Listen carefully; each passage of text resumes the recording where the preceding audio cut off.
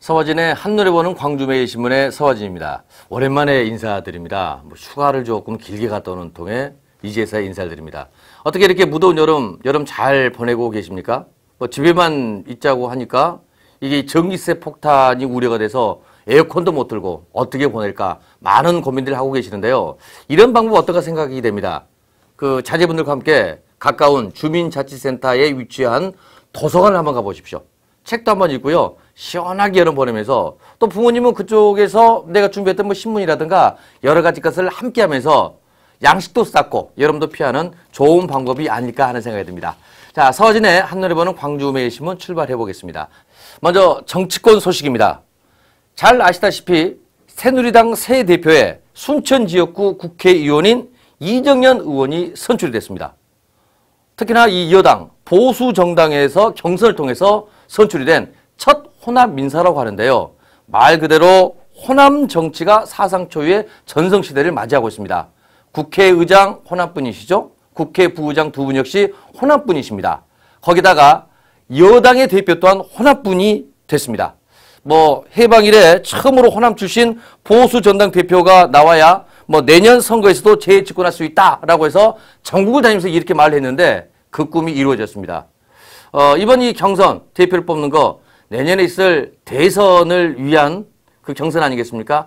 대통령 뽑는 것도 중요합니다. 그러나 여당, 야당 누구나 말씀하시죠. 민생이 최우선이다. 민생 먼저이다. 민생 먼저 생각할 수 있는 정치 꼭 부탁을 드리겠고요. 이정현 대표님, 당대표 되신 거 진심으로 축하드리겠습니다. 경제계 소식으로 한번 가보도록 하겠습니다. 남양건설, 호남 지역 중견 건설업체인 남양건설 주식회사가 지난 2010년 4월이었습니다.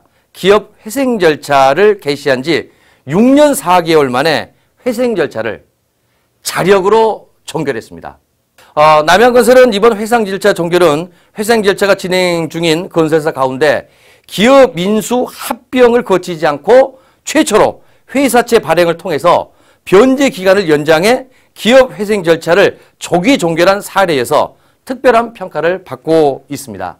지역계에서도 그리고 많은 건설업계에서도 축하를 이렇게 보내고 있는데 지역 경제계 어려운 여건에서 이루어낸 희망이라고 일제히 환영들을 해주고 있습니다. 마영렬 회장께서는요. 그동안 고통을 감내해준 채권당과 협력업체, 뼈를 깎는 자구 노력에 동참을 해준 임직원들께 진심으로 미안하고 감사하다고 말씀을 했고요. 광주 상공회에서는 어려운 여건에서도 불굴의 의지와 신념으로 기업 회생 절차에서 벗어나 남양건설을 축하를 보내는 한편 지역 경기 회복에도 큰 도움이 줄 것으로 기대를 한다고 말씀을 해줬습니다. 그런가 하면은 대한건설협회 전라남 도지회도 글로벌 경기 위기에도 남양건설이 기업 회생 절차에서 벗어난 것은 단비 같은 소식이자 업계의 자랑이라고 일제히 환영을 해줬습니다. 말 그대로 우리 남양건설 주식회사 고생 정말 많이 해주셨고요. 이번 시련으로 값진 교훈을 삼아 지역사회에 공헌하는 기업으로 거듭 태어나기를 진심으로 기원을 해보도록 하겠습니다. 지역의 최대 현안 가운데 하나, 바로 광주공항 아니었겠습니까? 광주 군공항 이전 타당성 평가가 드디어 통과가 됐습니다. 진심으로 축하드리겠습니다.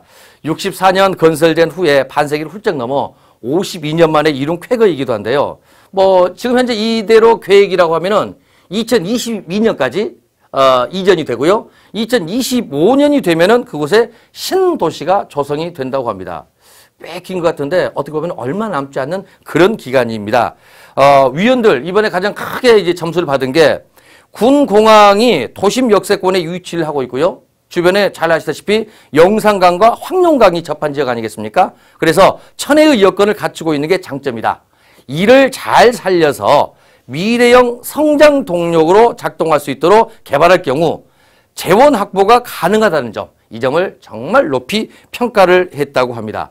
결과가 이번 달 말에 최종 나온다고 하니까 여러분들 함께 기대를 해 주십시오.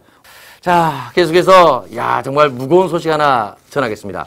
11월 17일, 이제 100일도 채 남지 않았네요. 그때 정말 오랫동안 준비해온 수능 시험 날이기도 합니다. 그래서 현재 100일이 채 남지 못한 이 시점에 수능 D-100일 마무리 전략에 대해서 설명을 좀 해드리도록 하겠습니다. 첫 번째는 공부 양, 이제는 질, 시간 안배가 매우 중요하다고 합니다.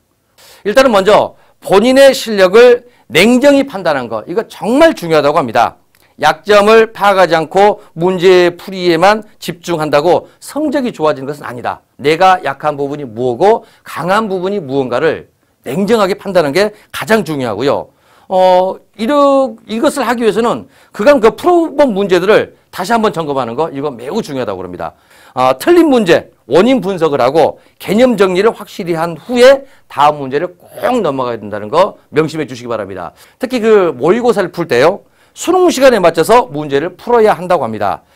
시험 때처럼 우선 쉬운 문제를 빠른 속도로 풀고 일정한 시간 내에 풀지 않은 문제는 과감히 건너뛰는 습관을 지금부터 가져야 된다고 합니다. 이제 방학 얼마 남지 않았는데 현재 그 여름방학 기간 동안에 지난 6월 달에 진행됐던 수능 모의평가를 완벽하게 다시 한번 마스터를 해야 한다고 합니다. 이번 수능에서 달라진 거 잘 알고 계실 겁니다. 국어, 수학, 한국사 등의 변화가 있습니다. 6월 모의고사를 통해서 출제 경향 분석, 그리고 문항 유형의 변화를 꼭 파악을 하고 이에 대비하는 방법으로 공부를 해나가야 된다. 이것을 잘 해놓아야지 9월 달에 또 한번 전국 모의평가가 있지 않습니까? 이때를 대비할 수가 있다고 합니다. 9월 모의평가에서 평소 자주 틀렸던 문제 유형을 잘 맞추는 등 자신이 취약한 점을 극복을 해야 될 필요가 이번 여름방학에 갖춰야 된다는 거죠. 그리고 이제 9월 달에 이제 모의평가가 끝난 후에는 이제 보다 깊이 있는 학습을 통해 기본기와 응용력을 살리라는 게 전문가들의 조언이기도 합니다. 그리고 이제 마지막으로 지원 전형별 맞춤 전략 필요하다고 합니다. 남은 기간 얼마 안 남았습니다. 수능 준비를 하는 거, 어떻게 수능 준비를 하는가, 맞춤형, 내가 가고자 하는 대학, 가고자 하는 과에 맞춰서 준비를 하는 게 매우 중요하다고 합니다. 그래서 자기소개서 작성이나 동아리 활동, 그리고 봉사활동 등을 꾸준히 해온 분들, 수시 모집에 강점이 있다면 수시 전형에 맞는 수능 전략을 세워야 하고요. 그렇지 않은 분들 계시죠. 그간 모의고사 성적이 영역 전반적으로 좋았지만은 교내외 활동이 다소 부진했다면은 정시의 주력 모집 정원을 선택해 지원하는 게 좋다고 합니다. 얼마 남지 않은 수능 전략 잘 세워서 여러분들 그동안 열심히 노력했던 거 헛되게 돌아가지 않도록 조금만 더 노력을 해 주시면 고맙겠습니다. 광주시 교육청에서도 수능 D-100에 맞춰서 수능 국어 고득점 전략을 위한 국어 파이널 리뷰 체크를 발행을 해서 학교 현장에 보급을 했고요. 그리고 고3 수험생을 위한 수능 영어 유형별 평가 문항집을 개발해서 이달 말까지 학교로 보급할 방침이라고 그러니까 꼭 한번 참고를 해보시면 고맙겠습니다. 금년 무더위는 조금 더 오래 간다고 합니다. 이유가 있다면은 말복날이 광복절 이후여서 그 더위가 좀 더 오래 간다고 어르신들이 이렇게 말하더라고요. 그런데 어떻겠습니까? 하늘이 정해준 것을요, 잘 극복을 해야 됩니다. 얼마 전이었죠? 10일이었죠, 10일. 10일 새벽에 한국 펜싱 앳배 박상경 선수 기억합니까? 금메달리스트였습니다. 결승 3라운드에서요, 14대 10으로 지고 있었습니다. 담당 코치마저도 포기를 했던 경기였습니다. 그러나 하고자 하는 의지가 있어서 15대 14로 역전을 시키면서 금메달의 쾌거를 이루었습니다.